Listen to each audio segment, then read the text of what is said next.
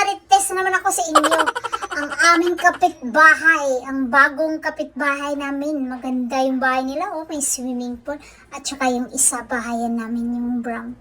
Tsaka ipakita ko din ang aming kamyas. Masarap yan sa adobo. Adobo? Ay, hindi pala.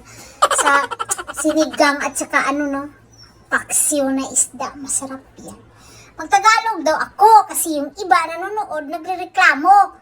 Nanonood lang nga kamo, magreklamo pa kayo na hindi kayo makaintindi sa Ilonggo at saka Bisaya. Ilonggo man ako. So, sige, magsaksak sinagol na lang tayo. I-flex namin yung aming garden. Diyos ko, Mayo. Hindi manabuga yung aming kalabasa dyan, oy.